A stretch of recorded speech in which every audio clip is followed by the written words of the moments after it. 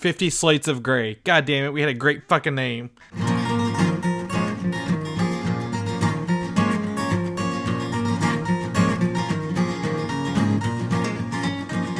A modern podcast where Chris and Mike talk about TV, movies, superheroes, and everything in between. It's time for Superhero Slate. Hello, everyone, and welcome to Superhero Slate, the show where we run down the latest superhero entertainment news. We love TV, movies, and superheroes, so let's talk it all out. My name is Chris Dillard. And my name is Mike Royer. And we're back after the holidays to give you all that juicy news you've been craving. Ooh, what's on today's show? Today, we're going to talk about Batman and Superman. Mm-hmm. Deadpool's Days of Christmas. Yes. Daredevil's second season. Mm-hmm. And so much more. Oh, yeah, we just might as well go out here and say this is probably going to be a larger episode than normal.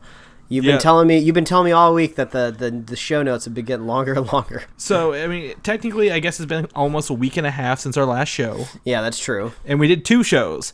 But a lot of this kind of didn't really come up until this week. Yeah, which people are just dropping photos and images left and right. Mm-hmm. Yeah, it's good though. This will be a nice end of the year show, timed well. This is our 50th episode. Everything should go pretty well from here on out. We managed to do 50 all right, so let's see if the next 50 goes well. It took us a while to get to this point today, too. Mm-hmm. The computer, I updated my computer, and let me just say, don't do that ever, if you can help it. Run Windows 95 for as long as you can. Oh, God. But yeah, it was okay. I mean, something else I kind of wanted to come back to is my TV that broke. Mm-hmm. Could be getting repaired tomorrow for free. Yes, we've heard through the grapevine, which is basically you texting me, that you have been having some TV bliss. Yes, so my TV that broke while I was playing Fallout 4, and I mentioned a couple weeks ago. Ironically, I got an email from Best Buy saying my protection plan was going to run out through the Geek Squad, and I'm like, I didn't get no protection plan on this TV, nor did I buy it at Best Buy. Mm-hmm. So I got a little confused. Then I remembered when I lived in Indianapolis, I bought the same exact TV. Same model. Bought a warranty plan on it, and when I moved to Louisville, I had to leave it there. And they're going to not be, like, they're not going to be any the wiser that it's a different TV, but it's the same model. So you're telling me you're using warranty A for TV B, but TV A and B are the exact same TVs. Yes, and that honestly, that's probably the best thing that could ever come out of me leaving a TV behind ever. So this was a Best Buy warranty or a Vizio warranty? Best Buy Geek Squad. They're sending one of the little buggies out to my house to fix it. So you're saying we better cross our fingers that no higher-ups at Geek Squad are listening to this and are going to track you down for warranty fraud. I don't know. We're going to release the show after the TV gets fixed. So you won't care. Yep, don't care. I mean, I don't even know if that's considered warranty fraud because it's the same model. I think they're going to send Geek Squad agents into your place and they're just going to try to break your TV again. Be like, no, this is supposed to be broken. Well, I mean, thankfully they sent me an email. Otherwise, I never would remember that warranty existed. So it's all on them at this point. Yeah, it's their fault. Oh well, you got 2 new TVs then. Oh yeah, and also, you know what? We met up over the break. Oh yeah, that little bit. We finally got to rejoin and see each other's faces. Yeah, that's right. I watched him eat Yats. Yeah, and I just kind of sat there. Yeah, if you're kind of unfamiliar, which I assume everybody who listens to the show is unfamiliar, Yats is a Cajun Creole delicacy of basically how do they describe it as slop on rice. But it's delicious. I go every time I go visit back home, and it was weird seeing your face when you talk. I had to cover my eyes because I'm not used to seeing a face. Yeah, honestly, we could have probably just talked for days, and I would have missed my family, or not my future in-laws. Mm-hmm. Gathering, but I wouldn't have cared too much, honestly. So, but alas, we're 2,000 miles apart. We're back on the recording schedule, and things are all right with the world. Yes, they are, and because they're all right, let's talk a little bit about the news. Let's just get into this. No more wasting time. The best thing to Mike since sliced bread is Star Wars Episode 7. Oh, man, Star Wars. I feel like I need to retire the Star Wars howl since the movie's finally out now. Well, I think you don't retire it. We just save it for the latter half of the year for the next movie. Yeah, okay. I'm officially gonna put it on the back burner, and I'm gonna wait until we start to get news from some of the next movies. It's gonna be just simmering in the background. Yeah. So don't worry, fans and listeners, it will return. Because Star Wars is going to keep making movies. You know why? Because it's the biggest opening ever for a film. Oh man, it's huge. Right now it's also the biggest Star Wars movie ever. The largest one ever, and it's number 9 ever. Mm-hmm. And that's only in like what week? We're in week 2, maybe. 3? Yeah, we've just wrapped up week 2. Well, 2 starts. 2 ends tomorrow. Yeah, 2 weeks would end. Yeah, tomorrow. So yeah, just 2 weeks, and this movie's already made all of the world's money. No one has any money anymore. It's all at Disney, and we'll have to beg Disney for money now. It's broken records. It's beaten the original Spider-Man movie records. Like, this movie is like, it's not slowing down, and that's a little scary. Yeah, but I'm glad for Star Wars at the same time. Yeah, the big question now is it going to beat the all-time records? Like, it still needs to topple like Titanic and Avatar. Yes. Those are kind of the big hitters up ahead of it now. Yeah, so I think the difference between these and that movie is those movies were a slow increase. Like, if you could draw a graph, it was just a straight line at a 45-degree angle. Well, yeah, I think that's more specifically for Titanic, because that made so much money latter half of its release. I think Avatar would be a little bit more analog. Actually, Avatar is the same way. Oh, really? Yep, it didn't really make a lot, but it just kept going, and they re-released it for awards. It still has to catch up to... The next one it needs to take over is Frozen. Mm-hmm. There's a Harry Potter movie... Age of Ultron is actually above it. Furious 7, which was another movie, two movies this year, and this is all time worldwide. Yeah, so and this Jurassic is just World. 2 weeks in. Yeah, Jurassic World. There are 3 movies that were this year still ahead of it, but I think it can easily overtake both Avengers movies and the rest of these, and possibly Titanic. Avatar is going to be a little hard. Yeah, I think it's going to come down to China, really. It doesn't come out in China until the beginning of January, I believe. Yeah, January. So some people are trying to speculate how much it's going to rake in. It's going to be a lot, but some people are referring to the times when the original trilogy, I guess, was re-released over there, or I guess all 6 movies. Yeah. And I guess it did just okay and not great, but albeit those are older movies.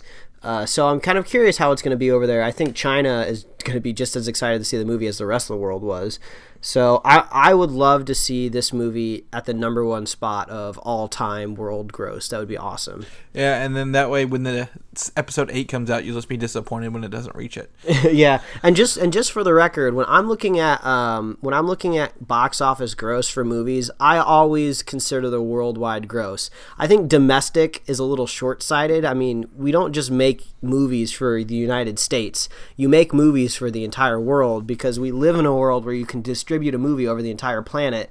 So you shouldn't just pigeonhole yourself into U.S. release. Mm-hmm. The whole world gets to see it too. So yeah. I always look at the worldwide gross. Domestic, that could go a lot of different ways, but worldwide is where it's at. So just to give you kind of an idea, Avatar was at $250 million at the same point that Star Wars is at $600 million. So Avatar was it was a gradual increase. So hopefully Star Wars just keeps chugging along. Yeah, I think the reason everybody wants Star Wars up there is because I think we all agree Star Wars is a better movie than Avatar and the Titanic. it deserves a top 10. It deserves a top 10 movie regardless of which number it is. Mm-hmm. So I mean, we've watched Star Wars. I've seen it twice. You've seen it twice.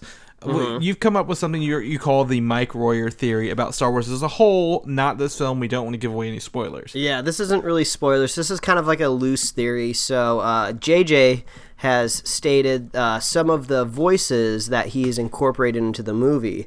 So I'm just assuming everybody out there has seen the movie yet, but I'll keep it vague. There's a point in the movie where we kind of get like a little flashback with some voices, and he said that he has put Ewan McGregor's voice into that flashback. And I believe, unless someone else can prove me wrong, I think that is our only kind of concrete connection to the prequel films. not necessarily the prequel lore, but we haven't really had any reference to any like actors specifically or faces or any sort of weird force ghosts of like Anakin. So right now that's Ewan McGregor is the only real connection, and it seems kind of weird to specifically go at Ewan McGregor. So I'm thinking that maybe one of these untitled anthology films, you know, is going to be Obi-Wan, and we're going to go to a middle-aged or a little bit younger Ewan McGregor for that third anthology film. Yeah, I mean, I would love to see an Obi-Wan movie. There's an Obi-Wan comic coming out, actually. So I definitely agree with you there. Does that mean anything with the voiceover? I don't think it means anything yet, because I think Rogue One is technically like a sequel to the prequels. So we'll have to see how that plays out. I'm interested in that one. Yeah, I think it depends. I mean, it depends a lot. There's a lot of unanswered questions with these anthology films. I see a lot of people today have been sharing this really obnoxious Entertainment Weekly article about when the Star Wars movies are going to come out, all the new ones, and it's really stupid because they don't know that, like, they only know the dates for basically the next two, and all the other ones are TBD, and they don't even know what the third anthology film is going to be, and they just assume it's Boba Fett. I don't know, it steams my broccoli a little bit. They're just going to make this whole article and they really don't have any information on it with this clickbait title. So we only know that Han Solo, a younger Han Solo, is going to be that second anthology film. We don't have really any info on that third one, and I will debunk that it's going to be Boba Fett because it doesn't make any sense. Just put Boba Fett in the Han Solo movie. Like, he doesn't really need his own movie. He's cool. Boba Fett's awesome, but I think it's better if he's like maybe in with a younger Han Solo. It doesn't really make sense to give him his own movie. Yeah. I want to see Ewan McGregor again. He was the only part people really liked about the prequels. Yeah, he is good. I mean, we'll have to wait and see. I mean, something I referenced from Movie Fights is, you know, at this point they're all prequels. So yeah, that's true. They're all prequels at this I like point. to call them the prequels, the original trilogy, and the new ones. But then it's going to get even more confusing because anthology films are kind of I don't know. I don't know. You're Ridley Scotting the shit out of this franchise. All right, this is really confusing. Let's roll on. Let's roll on to the next topic here. So, well, J.J. Abrams regrets not taking Star Wars 8, but honestly, I'm kind of glad he's not.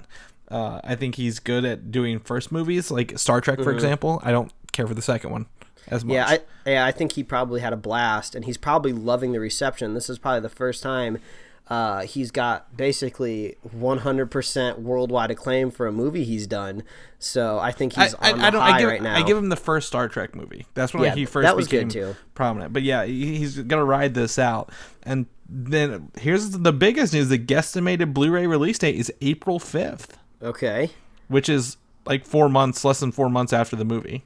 I'm looking forward to the special features on that one, because the one thing I've always really appreciated about the Star Wars universe as a whole, which I think you could actually give credit to Lucas for this, is the information on the galaxies. And just all the information on the tools and the animals are always so robust. They have like those Star Wars fact books that kids would always run and try to check out first at the library at their school. Were always super interesting because it's just like there's a whole world there that have been thought out and written down, even for things that haven't made it into the movie. Like who's that? Was it Tito, the guy that was trying to catch BB-8 in that net? With the riding around on that weird little four-legged guy. Yep. Like, that guy probably has a whole page in there all about like his like life and what he does for a living and what he sells and how old he is and what his favorite weapon is. So I really like that kind of stuff. So I'm hoping we get like a really nice backstory and all this stuff on the Blu-ray release. That'd be cool. Yeah, and if not, you know, by the trilogy on the 3-disc set later. But Star Wars, man, huge, phenomenal. I might see it a third time. I'm not really sure yet. I can go either way. But it's knocking it out of the park. Yeah, I'm sure we'll circle back around to Star Wars again next episode next week because it's so big. We had some fans write in with some thoughts, but they're a little spoilery, so we're gonna save some of this write-in. Give it one more week, and then next week we're just gonna let it all out. Yeah, we'll preface it with spoilers beforehand, but you'll just have to know going into 2016. If you haven't seen Star Wars yet, you didn't do 2015. Star Wars was so last year, bitches. Yeah, exactly. Get with the program. Exactly. So let's talk Suicide Squad. Oh man, okay. Let me change gears here because I know this is called the superhero slate, but I've been so used to talking about Star Wars. It's not the Star Wars slate, Mike. Get with it. All right, I'm ready. Okay, Suicide Squad. The new trailer drops on the CW January 19th. Oh, yeah. You were telling me earlier you were expecting this before 2016. I've read a lot of descriptions about the trailer, actually, which is like I plan on it will leak before it gets there. Because TV people just don't care. They leak a lot of stuff. But that's also the day all the shows come back. Like I think Flash and Supergirl and maybe the Arrow come back for that day. So I think that's why they're pushing, get people drawn into that, which is also, I think it's the Flash is that day, which is in straight competition with Agent Carter. So yeah. Well, also I think Legends of Tomorrow comes out around that time too. Yeah, definitely. It's the same week. I don't know if it's the same day as the Flash. But I know it's definitely. I find it kind of interesting though, because that means Warner Brothers is kind of taking a similar approach that Marvel does, where Marvel will sometimes premiere a trailer in front of an episode of Agents of S.H.I.E.L.D., and I imagine they're going to do this either in front of the Flash or Flash. Legends of Tomorrow. Yeah, I imagine because Flash probably has the Legends is the 21st. It goes Flash, Arrow, Legends, and then Supergirl's on Monday on a different channel. Yeah, and it makes sense, but it is kind of a different scenario because we're seeing a trailer for a movie that has zero connection to this TV universe. So it kind of makes me wonder, maybe Warner Brothers isn't too concerned about characters swapping around anymore. I mean, if they're going to premiere a trailer on the network in front of the show, they're just like, screw it. The TV universe is there, the movie universe. Let's not concern ourselves with this crap anymore. Well, I think what you're gonna do is get the same thing as you get in Agents S.H.I.E.L.D. with the Inhumans. There's gonna be characters they cannot use. Hence why Harley Quinn was cut from the Suicide Squad of the Arrow verse. But yeah, totally. Suicide Squad, which also brings me to my next point. Wonder Woman gets a sneak peek. The movie Wonder Woman on the same day. Oh, because that's was that like next fall we're getting that movie, or yeah, it's like 2017. Man, that's really far away, and we're getting a sneak peek already. They're filming it. They did the same thing kind of with Age of Ultron. But I mean that's huge for Wonder Woman. But we do see her in our next point, Batman v Superman: Dawn of Justice. Yeah, we're getting all this, which is less than DC 3 months Warner away. Brothers. Yeah, we're getting all this DC Warner Brothers stuff. They're getting ready for their media blitz. It sounds like they're going to have to contend with Civil War, which it seems like they're going to be throwing a lot of punches and they feel like they can knock it down, but Marvel's just has been established for years now. When I went home for the holidays, I had some conversations with some people about Batman versus Superman and Marvel versus DC, and I just kept saying there's so much riding on this Batman versus Superman movie. Like there's a whole franchise, there's a whole universe here. Yeah, so what gets me is Batman v Superman has a good 6 weeks in before Civil War comes in, so I don't think there's a straight competition. I think the point is building hype for all the characters past this movie, because you got, again, we talked about Cyborg and Wonder Woman and other characters, but what we got now, this is where, if you guys are listening, you might want to jump over to our YouTube video where we're going to be talking about some concept art from Dawn of Justice that dropped this week. This is the first images. The first thing we get, Entertainment Weekly gives us the Batcave, which is kind of looks like a condo underground. Yeah, the Batcave has always had many renditions, but I don't think this is the cleanest version. Yeah, I mean, it looks like he's had decades to refine it. Yeah, he's been doing it for years. I mean, Alfred's down there helping him. A lot of blue in this. You can see he kind of like uses blue lights, blue screens, and then eventually the Batmobile sitting right in the middle, just like it always should. Yeah, I'm kind of curious if this is going to be a retired Batman. From the comics that they're inspiring this from, Batman was kind of out of service for a while, but this looks like he's fully ready to go and has been doing this for years without any breaks. Yeah, this doesn't look like it needs dusted off. This isn't old equipment. This is brand new. And then on the third shot, you can kind of see he's got several bat suits back there. I see like the armored one. I see him looking in one, and him like maybe an older one. So I think it's interesting that they're all on display, but I mean, I want to. This is one of those movies I want to see. I'm excited because I want to kind of keep out of the know, even though the trailer kind of showed us everything. But another fun fact is it's got a 151-minute runtime estimated. That's pretty beefy, man. That is a 2.5 hour movie. Straight 2.5 hours. That's a huge movie. A lot of Batman, a lot of Superman, a lot of Dawn of Justice. So I figure we get a good section for each. But yeah, and another confirmation this week through this article on Entertainment Weekly, Jason Todd is the dead Robin. Okay, so we have confirmed the dead Robin. Yes, there is one. We see the suit in the trailer. This is ha ha ha, joke's on you. It's Jason Todd, who spoilers, not spoilers, I don't care, it's been out for years, becomes the Red Hood. And that could be interesting. Yeah, I'm really starting to lean, if they're going out of their way to say that is a dead Robin and saying his name, I feel like that's going to be a important story point, and I think the Red Hood would be a great villain for a Batman movie just because it's tied to the past and it's tied to older Robins. And we've seen a lot of Batman villains on screen already, and this is one we've never seen before. So I think this would be a great way to bring in the Red Hood without having to do all the groundwork of having Jason Todd in one movie and then having him killed in another movie and then bringing him back in another movie. Just get him ready to go. Yeah, and I think it would make the villain personal to Batman. I don't think we had a lot of personalness lately, so I think that'd be a great idea. What's really got my palate wet for this movie is it ends in a montage sequence for Justice League. Okay. Much like the Watchmen movie started with a montage for the Watchmen, which both are Zack Snyder. But we can see the whole Justice League forming in this montage. By the end of the movie, we can see them all on the same screen. Oh, wow. Well, is that too on the nose? Is that just like, hey, we're ready for the Justice League. Look, they're all on the screen together. Well, I don't know, because I think it goes Batman v Superman, Dawn of Justice, Wonder Woman, and then Justice League. So there's not really a lot of time to build it up. Yeah. One thing that's kind of funny is we said that last trailer revealed a lot of the stuff in the movie, but it's really hard for me to picture how this movie wraps up, like in the last 20 minutes of how they get everything on screen. So it doesn't necessarily make me worried. It just makes me really curious. Like, how do they wrap this movie up in a nice little bow to prep this franchise? It makes me excited. Yeah, it's definitely exciting. And again, we're less than 3 months away. Like, that's the real kicker there, because I can't even fathom a time that Batman v Superman would actually happen other than when you watch I Am Legend, because that poster is in there. So that better not happen, guys. Don't let that happen. But it ends in Justice League, which brings me to my next point. We have a Justice League news already. Wow. That Justice League is 2018, 2019? 2017, I believe, as well. Oh, man. Like, it's the next movie after Wonder Woman's, like, early, and then the movie is the later half.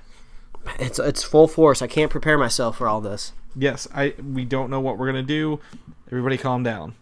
Everybody calm down. But so again, we talked about the characters of who would be in the Justice League before, and who they've announced.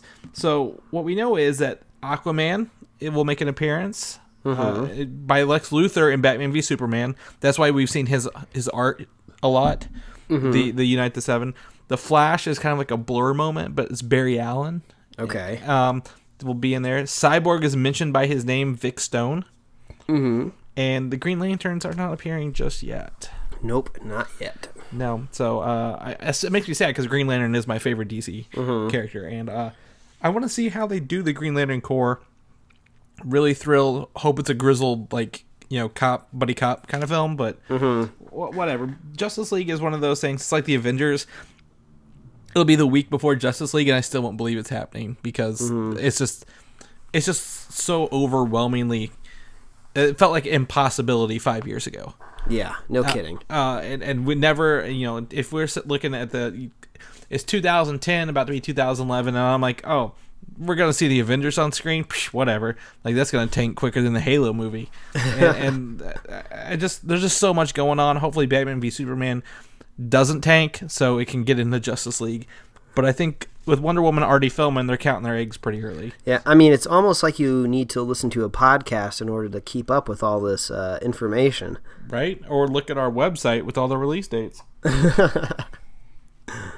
Yeah, I do that. So, fun fact, while I'm doing that, you ever had that point where you get ice out of your fridge and it tastes weird? I'm liking this little tangent. No, I don't think I've ever had nasty ice. I got a new water filter today. Put it on. Water's great. Ice is horrible. I think I just need to dump the ice, start over, that was just a bad drink of water. It just needs a refresh. Yeah, every once in a while, we got little moments of silence in this show, but it's because we need to hydrate. We're human beings. We do need to hydrate because we're human beings. Unlike Deadpool, who is not a human being, he's a weirdo. Yeah, he's a mutant. He's crazy. He's ridiculous, and I'm loving his 12 Days of Deadpool. So we had 12 Days of Deadpool, and most of it kicked off while we've been gone and ended up with a new trailer.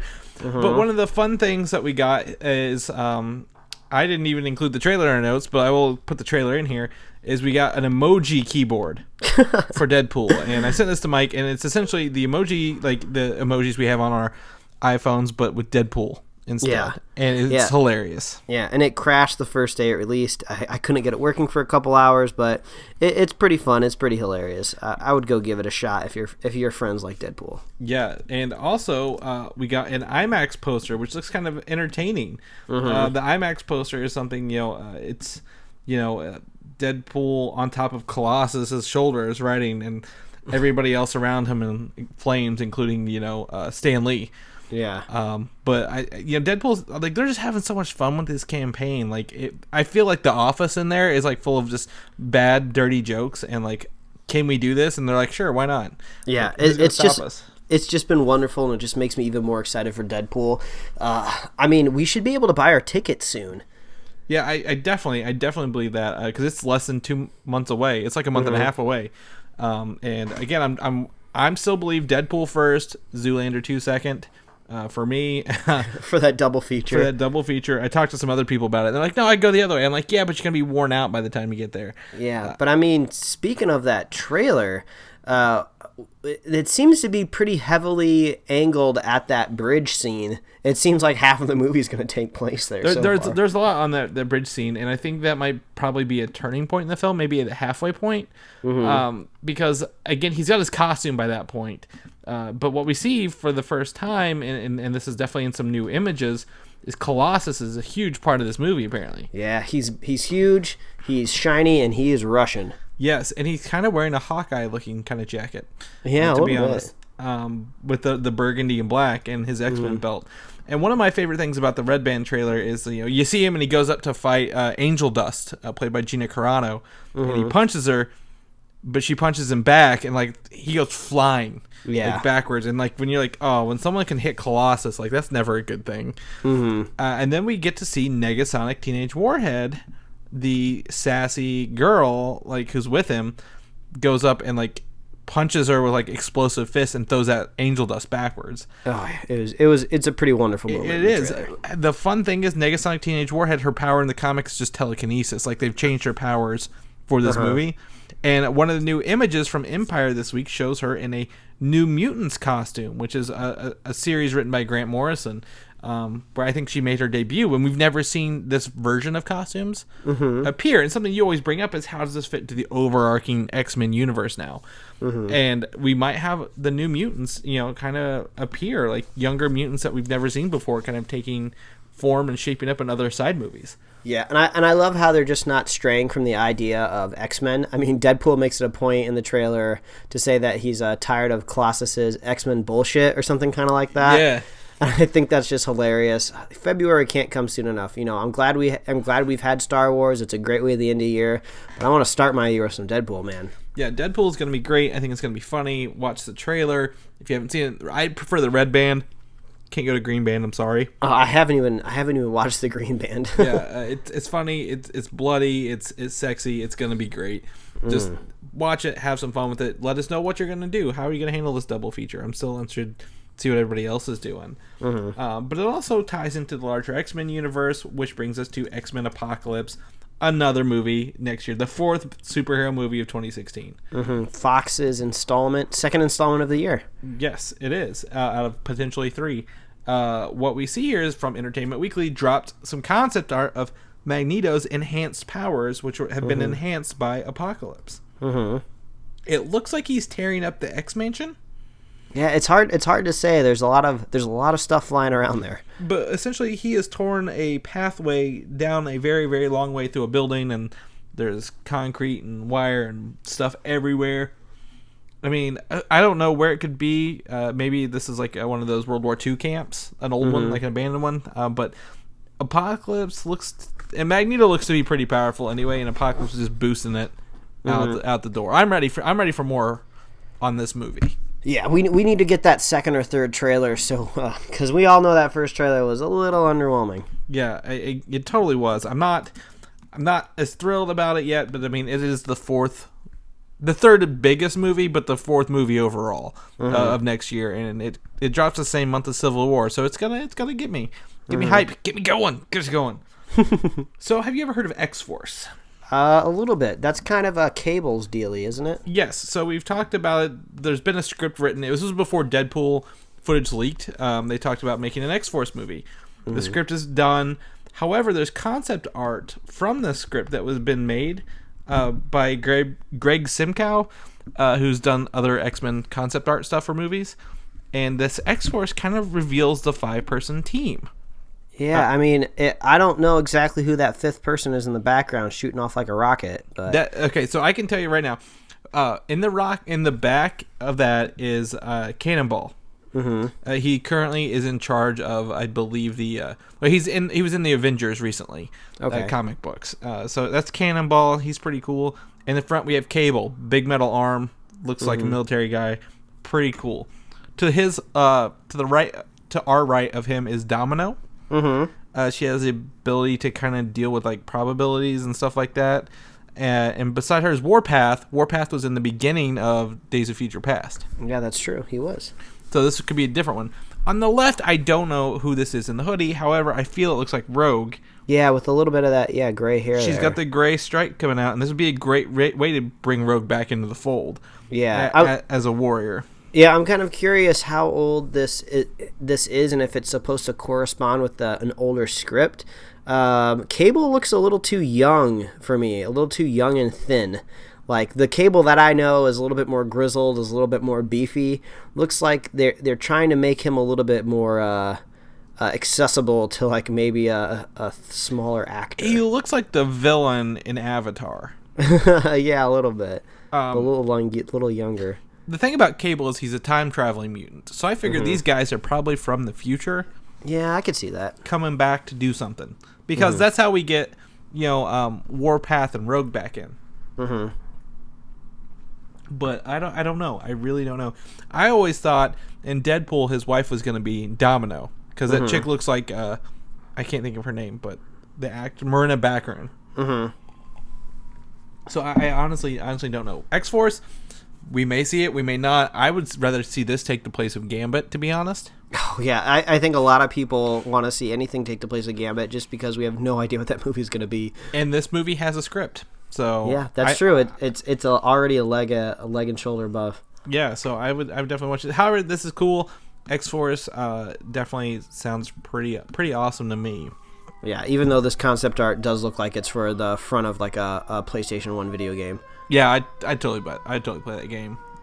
There's the famous LA Sirens. Oh man, they're coming to get me. It sounds like, jeez. Yeah, because you're so hot right now. Oh jeez. Okay. They gotta send the fire trucks to push you out. Oh man. Oh, okay. Oh. All right. So we've talked DC. We've talked Fox. Let's talk Marvel. Marvel. Okay, yes. Let's do it. So Marvel has the rights to Taskmaster now. Okay. What does that mean? What do you think that means for our overarching universe? I don't think it means much, to be honest. Taskmaster has the ability to... He's a mercenary who can imitate any move he's seen, so you can't attack him the same way twice. Mm-hmm. Does that make sense? Yeah, I get that. A lot of people wanted Grant Ward in the movie or in the TV series to turn out to be Taskmaster because he's such a good fighter. Mm-hmm. However, I don't think so. I think Taskmaster is a lot like Crossbones will be in Civil War. Crossbones feels a lot like Taskmaster. I don't know if we'll ever see him, but maybe moving into Phase 4, he could be something maybe Spider-Man takes on.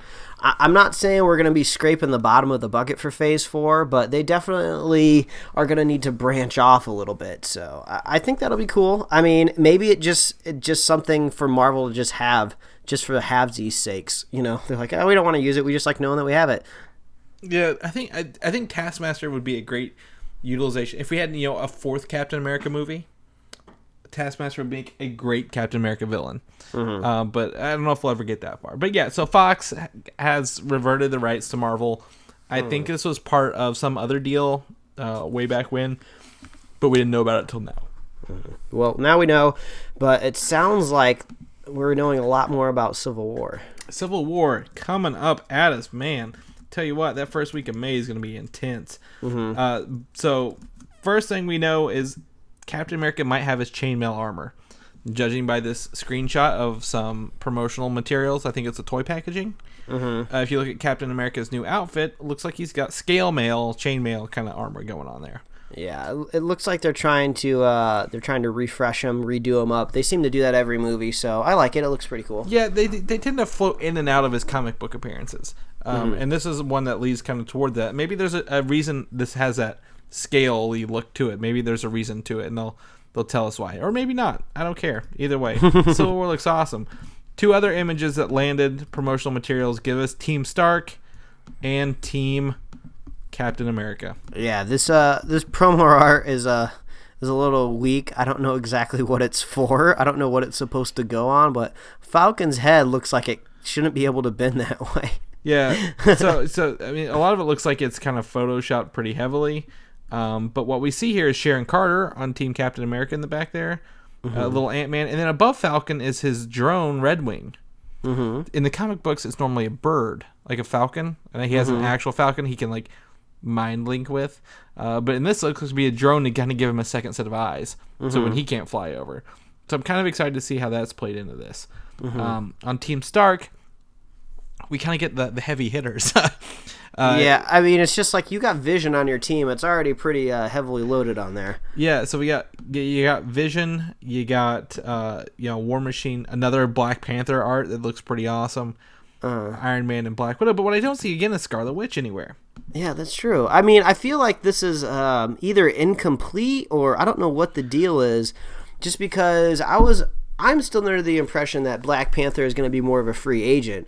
I feel like maybe just for marketing purposes, they're just going to align people with teams just so they can make it look even, make the layout look better. But yeah, I just don't see Black Panther having a gun and not a gun. What do they say? A dog in this fight so much? Yeah. So again, this is going to come out to something different. My theory is that his father is part of an embassy that's bombed early on, and that's black, and it's pinned on Bucky.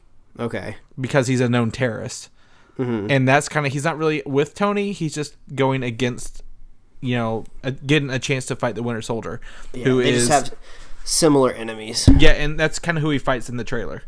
So, yeah, that's cool stuff. I think it's to show the colors, associate red with Stark, blue with Captain America, and freedom, and bacon and eggs. And freedom and whatnot. And grits. Yeah, I just wonder. It makes you wonder just how much you should take away from this, considering we don't see the Scarlet Witch anywhere. This is the first time we've seen. What's her face above Hawkeye? Sharon Carter. That was she was in not Civil War. She was in The Winter Soldier. Winter Soldier, right? Yeah. Yeah. Yep. And I think she's in an appearance, maybe in Avengers. I don't really remember. Yeah. So that's the first time we've seen her. We don't really know what she's doing. I don't know. Falcon's head just kind of freaks me out. I don't like looking at this picture. I don't think this is for printing. I think it's just like for people to get ready. Like, here's the teams that we're going to be promoting, and Scarlet Witch may not be on here since we'll have Black Widow on one side and Sharon Carter on the other. Yeah, maybe she gets knocked out early in the fight or something. I don't know. I think it's just it's more on Christianity, really. Oh God. Okay. The Scarlet Witches are attacking. All right. And I don't want to look at these anymore because some of these are just like freaking me out. So. All right, fine. We're gonna look at something a lot sexier. The first Doctor Strange photos. Yeah, I would consider this kind of the biggest news of the week, in my opinion. This has been huge. I think Deadpool was last week. That was big. This is this week's. I think the next thing is pretty huge too. But Doctor Strange, cover of Entertainment Weekly, Benedict Cumberbatch just kicking ass in this outfit. Yeah, this is basically the first official kind of media heads up of look at this. This is Doctor Strange. We know you guys don't exactly know what Doctor Strange is yet, but you know who Benedict Cumberbatch is. Everybody loves him. This is going to be awesome. It's full of magic. Get ready. And he looks great. I mean, this looks like he's been ripped from a comic book. They're going very, very old school style look for him too, which is it's a bold move in an era of modern sexy costumes. He's got the belts. He's got the Eye of Agamotto around his neck, which we're going to talk about in a little bit. He's got the high collar. Look at that high collar. Ooh, it's so high. He's so ready to fight. Oh man, we also get some concept art of his. It's like I don't know exactly what he called it, but man, I don't even know. It's a room of all these mystical artifacts, a chamber of secrets, or I don't know, something like that. It's his magical condo. Yes, so the cape kind of gives him flying powers. There's a bunch of things in there. It's in his Sanctum Sanctorum. Really, really cool looking. And then last we see is like his hands kind of beat up from where he gets his hands. He goes on that surgery or like looking for help. And then lastly, some really trippy art from like the 70s. Yeah, it's gonna be awesome. I'm super excited, and I'm glad we finally getting some official stuff. Yeah, it's great. I mean, this has really opened up a big whirlwind this week. So Mads Mikkelsen is confirmed as the villain of the film. We don't know what role he's playing. All right. Okay. Tilda Swinton, who plays the Ancient One, will be a she for the most part, because the Ancient One is a title. Yeah, I think it would have been kind of weird if she was a man instead of a she. Yeah. So whatever. It happens. The Eye of Agamotto, per Kevin Feige, can change probabilities and have some time elements. Glows bright yellow. Do you think it's a time gem? Ooh, it's starting to sound like it.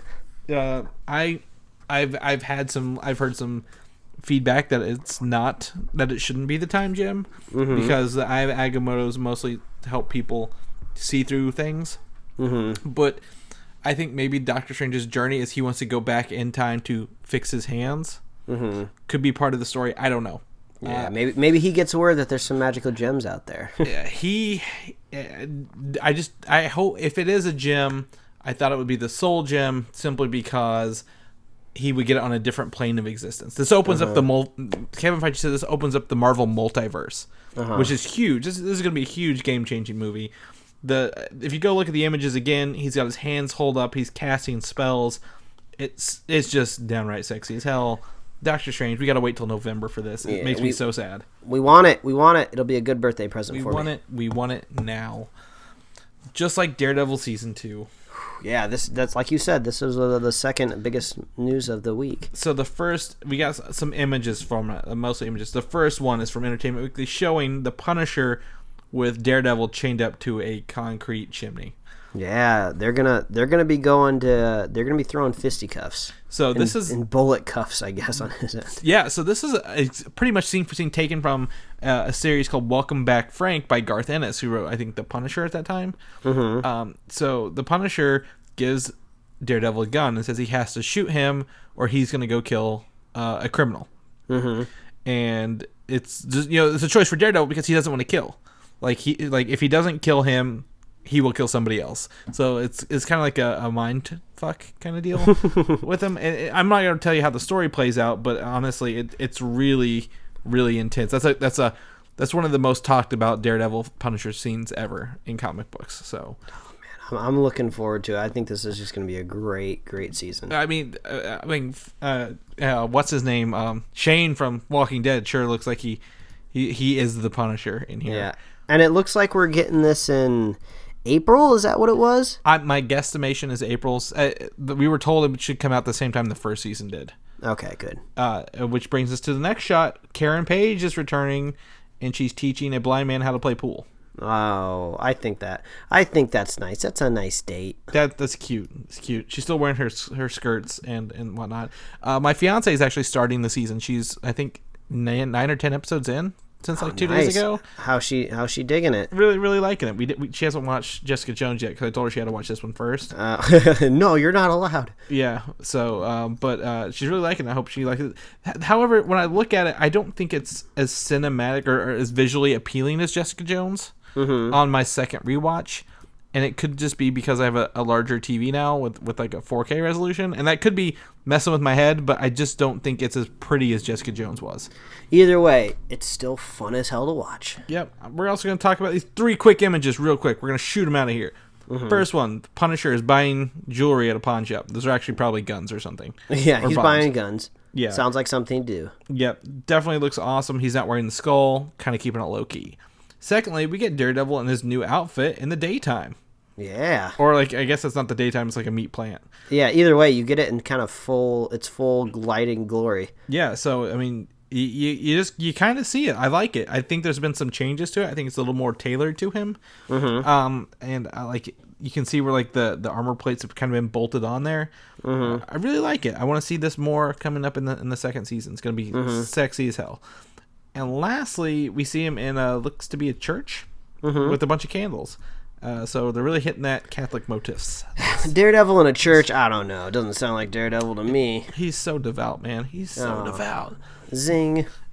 But yeah, so Daredevil season 2 is one of those. I'm glad I'm rewatching the first season again because I consumed that so quick last time. Yeah. It just took so much. So going back and revisiting it, it doesn't hold. After seeing Jessica Jones, it doesn't hold up as well to me. So that's why I still hold Jessica Jones a little higher, but. Well, I'll have to go back and watch it because I'm pretty sure I put Daredevil above Jessica Jones when we reviewed that show earlier in the year. So yeah, I'll go back and I'll rewatch it when I get some time, and I'll ping you back. Yeah, definitely. I think it's worth a revisit. It's not bad by any means. It's worth a revisit. Like Black Panther, I guess. Whatever. Black Panther. Nice segue. Yeah, it was a horrible one. Don't give me that shit. You can tell what happens when we do these larger episodes. We got so much gosh. we gotta cram it. There's no room for segues. Kevin Feige opens his mouth for 5 minutes, and look how much fucking news we get. Black Panther is a big geopolitical thriller, and T'Challa's story is very linked to the next Avengers films. Oh, the next Avengers film is Infinity War. So yes, it is. I mean, how do you link that? How do you link a village in Africa to like a space alien invasion, basically? Let me tell you, the more I heard this, the more I will give Brian Smith credit for this. The Black Panther is the king of the dead. So that's what he is. He's the king of the dead. Okay. So he can access the dead, like the dead souls of his ancestors, everyone who's been the Black Panther before him, he can see and can like commune with them for advice. So what if they have the soul gem and those are the souls of all the Black Panthers? Okay. I mean, I guess we could see that there. We gotta get we got these 2 gems left, right? The time and soul. Yes. And I don't want them to be on Earth. I would hate for them to be on Earth. Yeah, but God, that makes sense. Yeah, we got to find a way to work them in. I mean, and does that bring Thanos to planet Earth? You know, what's going on? The last time we thought to Thanos, he was pretty pissed. He was putting on that gauntlet. You know, man, we really got to know what's going on. These gyms have really been tying a lot of the villains to the universe. And sometimes it's gone well, sometimes it hasn't. So I guess that's probably why we're a little worried. So there's currently 1 gem on Earth that we know of. The Mind Gem? Yeah, Mind Gem in Vision's head. The other 3 are off-world. So who knows what's going to happen? We don't know. But I mean, the fact that Black Panther is tying into the next Avengers film, it's going to be huge. I don't know. Maybe he's got an anti-alien army technology. They're very, very technology advanced there. Yeah. Either way, that armor, that thing is pretty sick. So yeah, I'm looking forward to that Black Panther costume. Yeah, it's going to be Halloween 2016 all over the place. Agent Carter's coming back. Yeah, we're just a couple weeks away, man. Yeah, I'm pretty excited. Same day, January 19th. Apparently her diner friend, Angie, makes a return, even though she's in L.A. Okay, I remember her. Yeah, she's apparently in some sort of flashback or dream sequence. But this was when we didn't have a lot of news, so there's not really that much else to talk there. Other than to remind people, Agent Carter Season 2 is coming back. Yes, we're going to be talking about that. Well, I'm sure we'll touch on the premiere and see how the season sets up, and we'll circle back around just like we did earlier this year, where we're probably just going to talk about all the series wrapping up for the season. Yes. Agent Carter Season 2, though, big win. The Incredible Hulk had some news come up this past week. I think this would be the most unexpected news of the week. It was. Incredible Hulk. Yeah, okay. The movie from 2008. Okay. Apparently Universal still has some power in the Hulk films, hence why we probably won't get a solo film for a long time. Universal, what are you doing? I mean, you're not making any money off of it, so why don't you do something with it? I think they probably want a bigger piece of that Disney pie. I mean, they got to look at the question is, do we need a solo Hulk film, though? I don't know. I don't know. It just really depends. You know, I'm going to say it like I've said a million times. It's not going to be Planet Hulk, but maybe there is a story out there where it works with him. You know, I feel like him going to be, you know, since he's going to be in Thor, I feel like that's going to work out really, really well. So I don't know. Do we need him in his own movie? We got that one. And that was pretty good, even though it was with a different actor, and that kind of, it kind of ruins anybody's mind if they have OCD. Yeah, it's one of the few casting changes in the Marvel universe. Mm-hmm. But I mean, Universal, if they make it, I don't care. Maybe they'll work out some deal like Sony does, and get a slice of that pie. Yeah. But that does bring us to our next point: Thor Ragnarok, where the Hulk returns, and I think he's gonna be awesome. Yeah, I mean, is this just like some official news or? Yes. So. The Hulk banner personas may meld a little bit in the sequel. They may become harder to differentiate or work together more. I mean, that makes sense. I mean, what I've seen a lot of Hulk, at least in the future, you know, when you look at Hulk in, I guess, established stories, whether it's like comic books or whether it's like a cartoon show or any of those medias, they usually try to do that. They try to make the Hulk a little bit more personable so he can kind of stay in that form a little longer and actually be helpful, you know, instead of just smash things a lot. So I kind of like that idea. Yeah, totally. I think so too. I think, you know, it's going to probably be a pretty CG heavy film because it's going to be off Earth for the most part, per Kevin Feige today. He's like, this is going to be out there in the cosmos and, like, you know, doing things in other realms. We're hardly going to go to Earth, which I think is what Thor needs. Which also brings us to a point Kevin Feige said that the difference in Thor 3 compared to Thor 1 and 2 is similar to how the Winter Soldier is different from the first Avenger.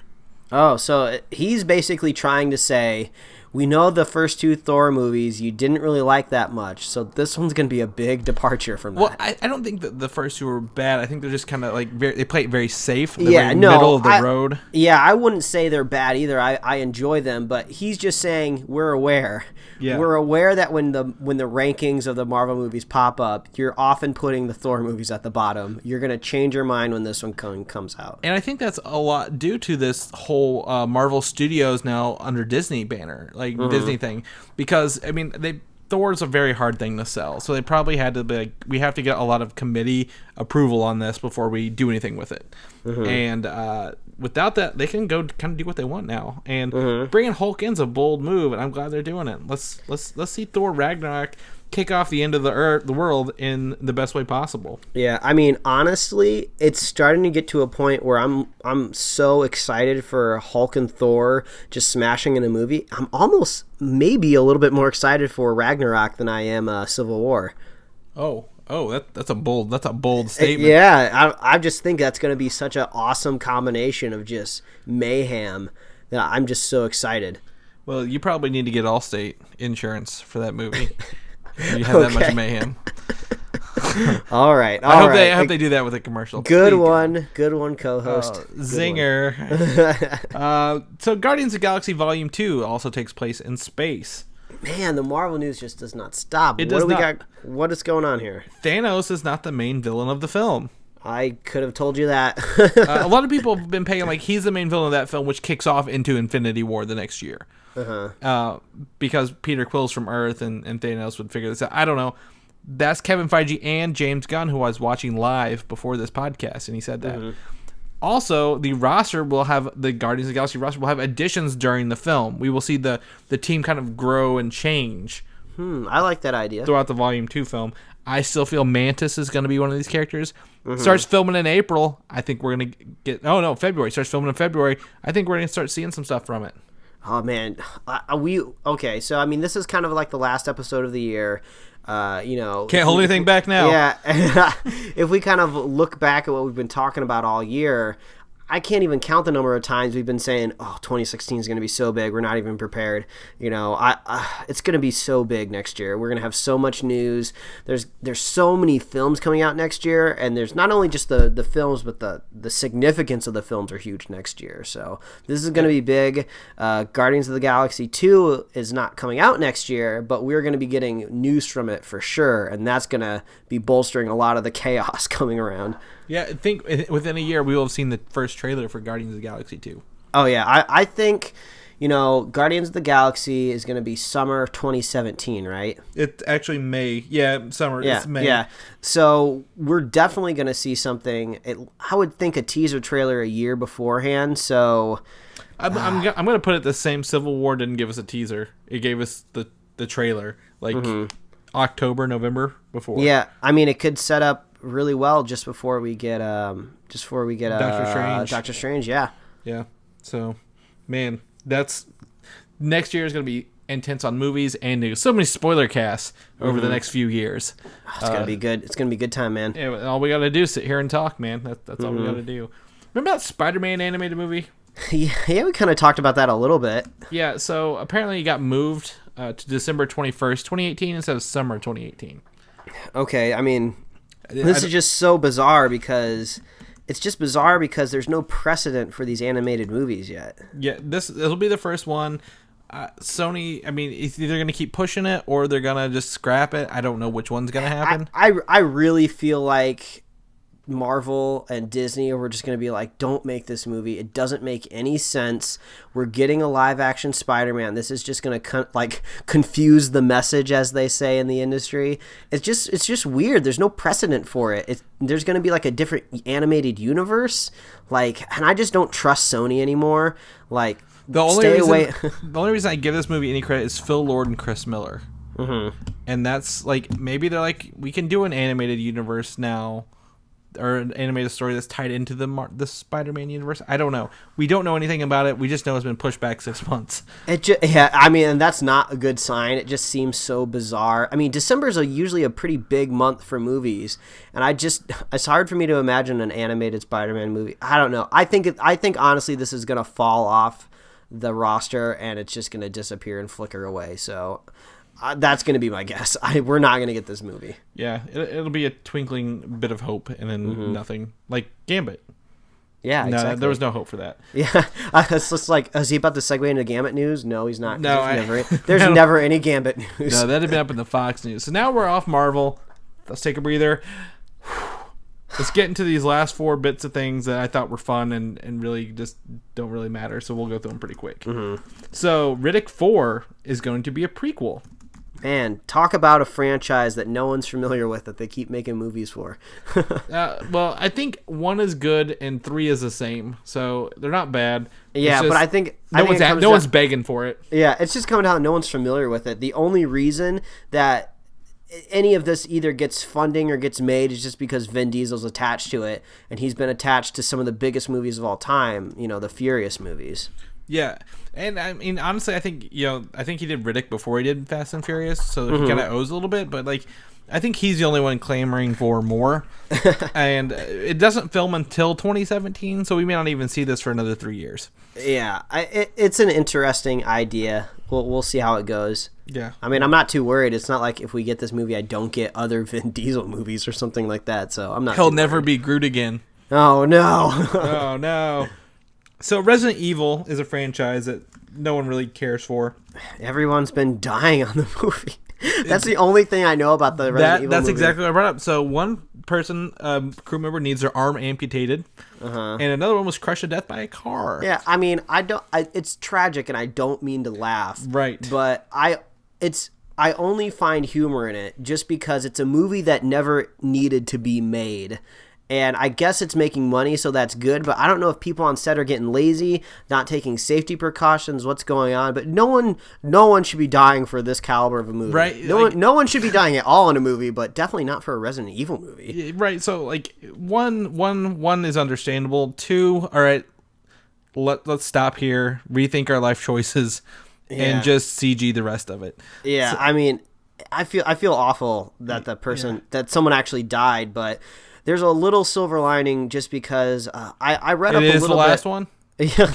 Well, I read up a little bit about the stunt woman that had all those injuries and needs to have her arm amputated, and she seems like she really is looking on the bright side of a lot of things. I'm sure she very much would like to live in a world where she had both of her arms, but it seems like she's pretty chipper and she's like a pro at rolling with the punches here. She's put up some stuff online where she's just trying to stay positive. So, man, why did it have to be this movie? I would rather not have this movie and have an extra arm and an extra life in the world than having this movie. It's true. There was some sort of 2 thumbs up joke in there that I'm not going to make, but Yeah. we're just going to leave it alone. Assassin's Creed, however, is something that you're looking forward to. Yeah, this kind of snuck in here. Like, it cropped up and then we had screenshots from other stuff, so I kind of almost forgot about this. Yeah, so our first several screenshots of the movie are from Entertainment Weekly, and it shows Michael Fassbender in his old-time robes, being an assassin of sorts. And then I think there's another one in, like, modern... No, I guess he's fighting in a war. And then I don't know what the third one is. I have him up here. He's, like, in looks like a prison cell. Yeah, it's definitely modern. That one's modern, and the other two are in the past. So... As you know, in Assassin's Creed games, you go back and replay the memories of people that you've been in. Or, like, people your ancestors' memories. People that you've been in. Oh, man. It's been a long fucking show. So it shows him fighting in, like, appears like Crusade era. And it looks true to the game. I don't see his arm blades, but he's shackled up in one, and he's in jail in the other one. So this is going to be the video game movie that turns everything around. Yeah, it's got to be. The Warcraft movie, I don't think the Warcraft movie is going to end up being a bad. I think there's a slight chance it could bomb. I just think it's going to be kind of mediocre. I think it'll turn a slight profit, but I don't think people are going to be like, this is the new Avatar. Yeah, exactly. So Assassin's Creed has a lot to live up to, and I think we'll pull it off.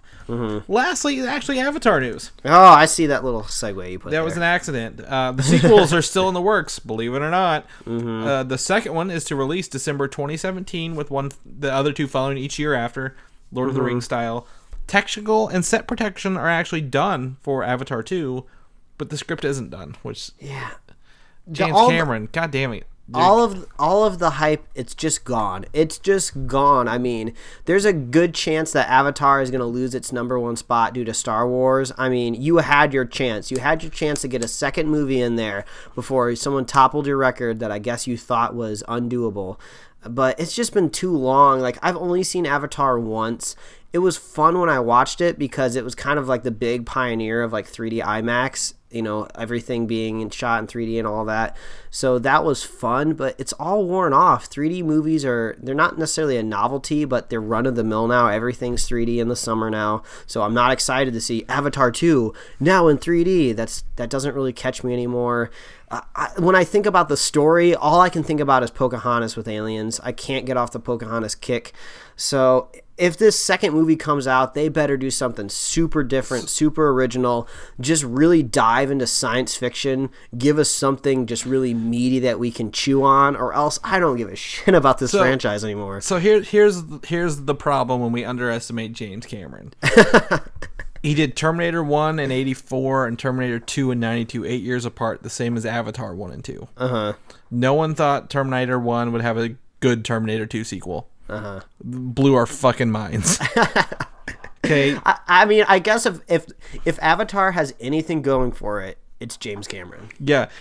Titanic, that movie did not make a lot of money. It just kept... That ship wouldn't sink. That ship took forever to sink, and it was only sunk by fucking James Cameron himself. Yeah, that's true. He's just raising that bar right out of the ocean, man. I mean, I just don't care about it anymore. I mean, Terminator. Nobody cares about Avatar. I don't care about Avatar. That movie fucking sucked. I went to the bathroom twice in that movie. If you want to know how many times I got up. Oh man. Yeah, but I mean, we don't underestimate him until it's done. Yeah, because I want some Avatar opinions. I wasn't regularly communicating with mass amounts of nerds when the first Avatar movie came out. So if anybody out there has Avatar opinions, positive or negative, I'd like to know. Yeah, throw those our way, please. Yeah, right into the show, superheroslate@gmail.com. Yes. So that is our news for the week. This is a little longer than usual show. A lot of images. Watch our YouTube version if you want to see them. Check the links in the notes if you want to check that out too. But oh man, my laptop's about dead, Mike. Let's just go to the point. Where can they find you if they want to see more of Mike Royer? They can find me at Mike Royer Design on Twitter and Instagram. And as always, you can read my webcomics at pickledcomics.com. That's a good place. What about you, Chris? Let's get this in there before all your batteries start dying. Well, I think I can make it. It's got like 10 minutes. So, but you can find me on Twitter at Valdan, VALDAN, or on comicui.com, where some of these stories are linked from, believe it or not. Some shelfless promotions there, but yeah, that's where you can find me. And where else can they find us, Mike? With that little awkward silence there. Yeah, whatever. Well, as always, you can find us on superheroslate.com. That's where you can go to check out all of our show notes and all of the links to every place you can subscribe to the show if you're not yet. We're on iTunes. We're on Google Play soon. We're on YouTube, where you can watch awesome videos that Chris puts together with images. We're on SoundCloud, Stitcher, Tumblr, email. You can get that stuff right to your inbox. And as always, you can like us on Facebook and Twitter. If you're a fan of the show, please head on over to iTunes and leave us a review. It helps other people find our show. And if you're a super fan, just share the show with a friend. We know you got friends out there that like this nerdy stuff, and we want you to connect with them. Yes, that's right. Tell them about us and have them listen to us and write us and tell us how stupid and wrong we are. Oh, it's been a long show and it's been a long year. Yes, it is. And this is the last one of 2015. We've had some great things. We've had some bad things.